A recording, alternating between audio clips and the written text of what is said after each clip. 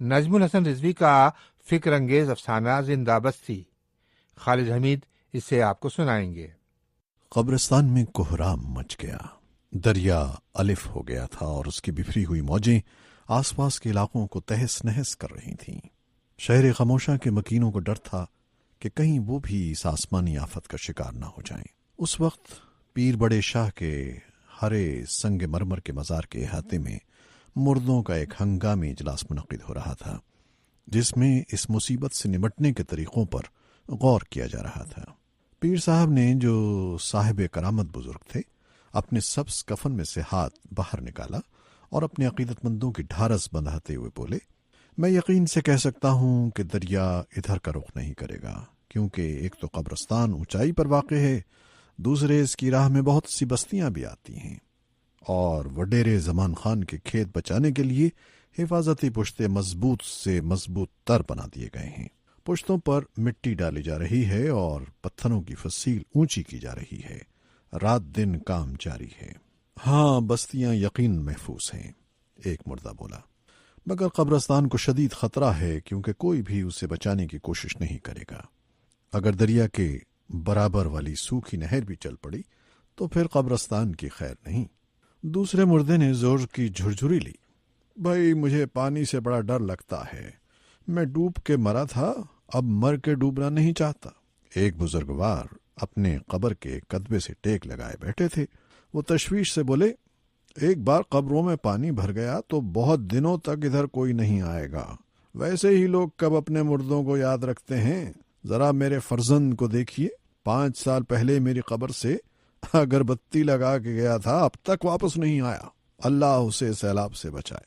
ایک اور مردہ بیزاری سے بولا، اور ذرا میری قبر ملاحظہ ہو، آدھی تو پہلے سے دھنسی ہوئی ہے، پچھلی بارشوں میں اس کی شکل قدمچے جیسی ہو گئی، اگر اب کے پانی ادھر آیا تو بندہ قبر سے نکل کے سامنے والے پیپل کے پیڑ پر بسیرا کرنے پر مجبور ہوگا۔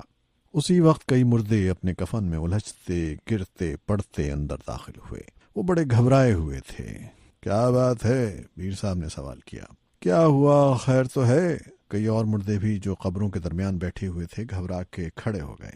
باہر سے آنے والے مردے بولے، ابھی ہم نے کچھ لوگوں کو قبرستان کے پاس سے گزرتے ہوئے یہ کہتے سنا ہے کہ بند بس ٹوٹنے ہی والا ہے، اگر ایسا ہوا تو دریا پوری طاقت سے حملہ کرے گا۔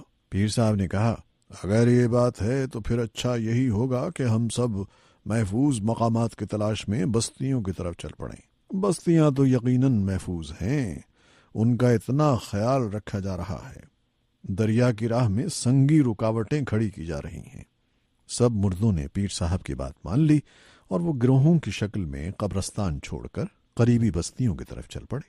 دریا کے حفاظتی بند پر دیو ہیکل مشینیں کام کر رہی تھیں اور پتھر کی زنجیروں میں دریا کو جکڑنے کی کوشش کی جا رہی تھی، مگر جب مردے قریبی ایک بستی میں داخل ہوئے تو وہاں دہشت پھیلی ہوئی تھی اور لوگ سروں پر اپنا سامان لادے گھروں سے باہر نکل رہے تھے۔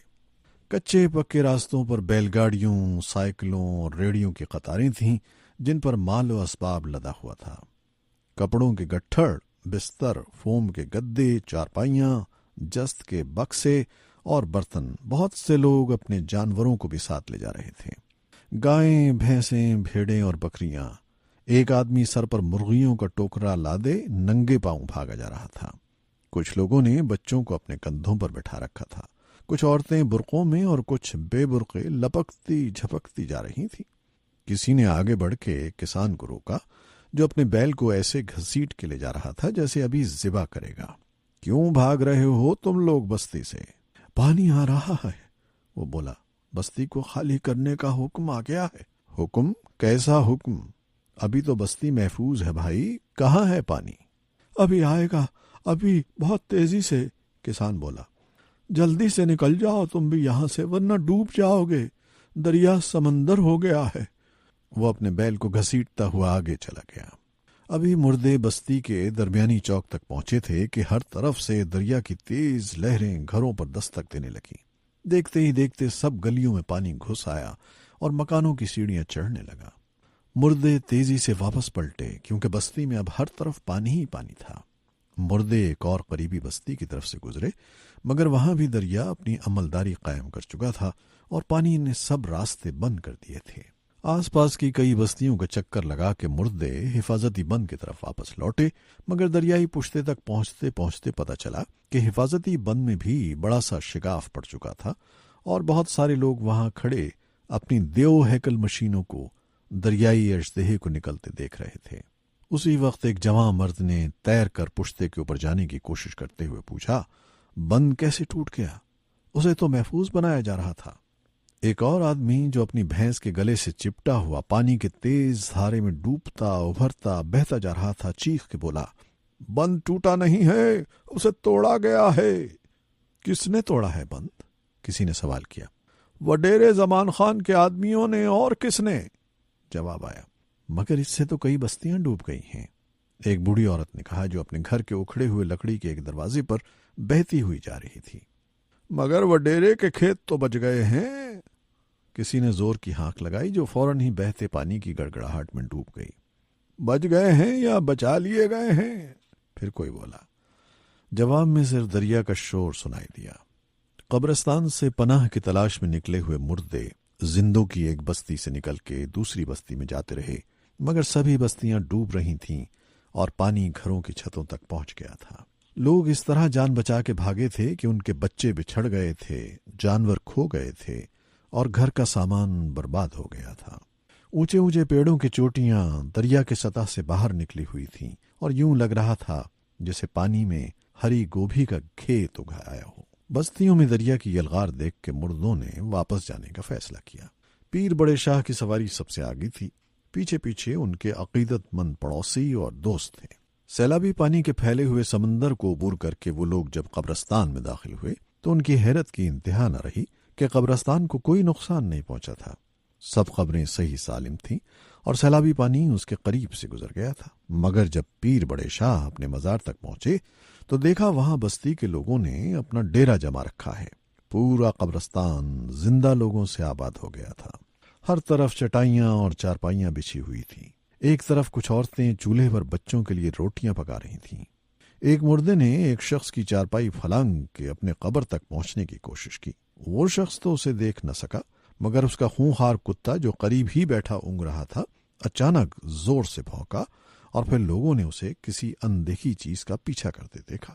جہاں جہاں موقع ملا مردے اپنی قبروں میں چھپ گئے، مگر بہت سی قبروں پر لوگوں نے اپنی چارپائیاں بچھا رکھی تھیں۔ کچھ لوگ بعض پختہ قبروں کو بستر کے برابر والی میز کے طور پر استعمال کر رہے تھے، جن پر کٹورے، معجون کی ڈبیاں اور چائے کے پیالے رکھے ہوئے تھے۔ دوسرا دن نکلنے تک سیلاب زدگان کی آمد کے لیے آنے والے رضاکاروں کی بہت سی ٹیمیں بھی قبرستان میں پھیل گئی تھیں اور انہوں نے پناہ گزینوں میں خوراک، دوائیں اور کپڑے بانٹنے کے لیے اپنے امدادی کیمپ لگائے۔ ہر طرف پانی سے گھرا ہوا قبرستان اچانک جاگ اٹھا اور وہاں دیکھتے ہی دیکھتے بڑی چہل پہل ہو گئی۔ دیگیں کھڑکنے لگیں اور لوگ کھانا تقسیم کرنے والے کارکنوں پر ٹوٹ پڑے، لیکن کھانا تھوڑا تھا اور کھانے والے بہت تھے۔ کبھی کبھی یوں بھی ہوتا کہ کوئی بڑا یا بچہ چاولوں کی پلیٹ برابر والی قبر پر رکھ دیتا اور پلٹ کے دیکھتا تو وہ غائب ہوتی۔ لوگ ایک دوسرے سے جھگڑتے، مگر تھوڑی دیر بعد وہ پلیٹ پھر وہیں رکھی ہوئی نظر آتی۔ ایک بوڑھا چارپائی پر بیٹھا حقہ گڑگڑا رہا تھا۔ وہ اپنے پاس بیٹھے ہوئے شخص سے بولا، میں اپنی بیل گاڑی پر سبزیاں لادے روز اس قبرستان کے پاس سے گزرتا تھا، مگر یہ کیا پتا تھا کہ ایک دن اپنا گھر بار چھوڑ کر یہاں پناہ لینے پڑے گی۔ اب پتا چلا کہ قبرستان زندوں کو بھی پناہ دے سکتے ہیں۔ دیکھو کب تک یہاں رہنا ہوتا ہے۔ قریب بیٹھا ہوا آدمی ہنسا۔ قبرستان کی پناہ تو ہمیشہ کے لیے ہوتی ہے میرے بھائی، یہاں سے کہیں اور جانے کا خوف نہیں ہوتا۔ بوڑھا ہنسا، بات تو تم بھی ٹھیک کہتے ہو، دریا ہمیں بھی یہاں لے آیا۔ تم بھی کسی قریبی بستی سے آئے ہو کیا؟ میں؟ وہ ہنسا، نہیں میں تو۔ پھر وہ اٹھا اور چلتا ہوا ایک گھنی جھاڑی کے پیچھے غائب ہو گیا۔ ایک جوان عورت کو جس کا 5 سالہ بیٹا کچھ دن پہلے ٹائیفائڈ سے مر گیا تھا، وہاں اسی کی عمر کا ایک بچہ بہت پیارا لگا۔ وہ ناگ پھنی کے ایک پودے کے پاس کھڑا اسے معصومیت سے تکتا رہتا۔ وہ اسے ترچھی چارپائی کے نیچے اپنی چھوٹی سی پناہ گاہ میں آنے کو کہتی، مگر وہ بچہ دور کھڑا مسکراتا رہتا۔ پھر جب وہ اسے پکڑنے کو آگے بڑھتی تو وہ کسی خرگوش کی طرح پھدک کے اس طرف دوڑ جاتا، جس طرف پناہ گزینوں کے بوسیدہ ٹرنکوں کا ڈھیر لگا تھا اور کھڑی چارپائیوں پر چٹائیوں کے سائبان لگے تنے ہوئے تھے۔ وہ اس کا پیچھا کرتی مگر قبروں اور قدموں کی قطاریں اس کا راستہ روک لیتی۔ لڑکا چھلاوے کی طرح قبروں کے پیچھے غائب ہو جاتا۔ پناہ گزینوں کے بچوں کو یہاں بہت مزہ آ رہا تھا۔ وہ ہر وقت ادھر ادھر کھیلتے نظر آتے، کہیں گلی ڈنڈا چل رہا ہے تو کہیں بچوں کے لیے قبریں گھوڑوں کا کام کر رہی ہیں۔ قبریں ہر طرح ان کے کام آ رہی تھیں۔ ایک روز سیلابی پانی میں ایک عورت کی لاش تیرتی ہوئی آئی اور اسے وہیں دفن کر دیا گیا۔ 2 بچے جو پیٹ کی خرابی کا شکار تھے اور ایک نوجوان جسے شدید بخار ہو گیا تھا 2-3 دن بیمار رہنے کے بعد چل بسے اور قبرستان میں کچھ نئی قبروں کا اضافہ ہو گیا۔ سیلاب زدگان کے قبرستان میں آنے سے وہاں اس قدر چہل پہل ہو گئی تھی کہ پیر بڑے شاہ کے مزار پر جب اگلی جمعرات کو ان کے مریدوں کی روحیں ایک بار پھر سلام کے لیے جمع ہوئیں تو کئی مردوں نے اس بات پر تشویش کا اظہار کیا کہ پناہ گزینوں کی آمد سے اس قدر شور و غل مچ گیا تھا کہ قبرستان اب قبرستان نہیں لگتا۔ پیر صاحب مسکرائے اور بولے، لوگ خواہ قبرستان آنے سے ڈرتے ہیں، حالانکہ سب بستیاں مر جاتی ہیں، صرف یہی ایک بستی ہے جو ہمیشہ زندہ رہتی ہے۔ بھائی مجھے تو یہ رونق پسند آ رہی ہے۔ ایک بزرگوار نے کہا، سچی بات یہ ہے کہ ادھر ادھر قبروں پر چھوٹے بچوں کو چھلانگے مارتے دیکھ کر مجھے بھی اپنے نواسے نواسیاں اور پوتے پوتیاں یاد آتے ہیں، بڑا اچھا لگتا ہے۔ سارے پناہ گزین بھی اپنی زندگی سے مطمئن تھے، یہاں تک کہ جب ایک دن سرکاری کارندوں کی جانب سے یہ اعلان کیا گیا کہ انہیں قبرستان سے ہٹا کے ان امدادی کیمپوں میں منتقل کر دیا جائے گا جو دریا کے پشتے پر لگائے گئے تھے، تو لوگوں نے وہاں جانے سے انکار کر دیا۔ بستیوں سے خبر آئی تھی وہاں چوروں نے گھروں کا صفایا کر دیا تھا، جانور بہہ چکے تھے، کھیتوں میں پانی تھا اور گھر خالی۔ لوگوں کو یہ جگہ وڈیر زمان خان کے علاقے سے زیادہ محفوظ لگی۔ ویسے بھی کہیں اور جانا بیکار تھا، بہت سے بچے اور بوڑھے بیمار تھے اور لوگوں کو فکر تھی کہ کچھ دنوں میں انہیں پھر یہیں لانا پڑے گا۔ سب نے یہی فیصلہ کیا کہ بستی وہی اچھی ہوتی ہے جہاں سے کہیں اور جانا نہ پڑے۔ تب سے سارے لوگ یہاں مل جل کر رہ رہے ہیں اور بالکل پتہ نہیں چلتا کہ قبرستان کے اصل باسی کون ہیں۔ زندہ بھی مردہ لگتے ہیں۔ بے شک یہ ایک زندہ بستی کی کہانی ہے۔ زندہ بستی، نجم الحسن رضوی کا افسانہ خالد حمید سنا رہے تھے۔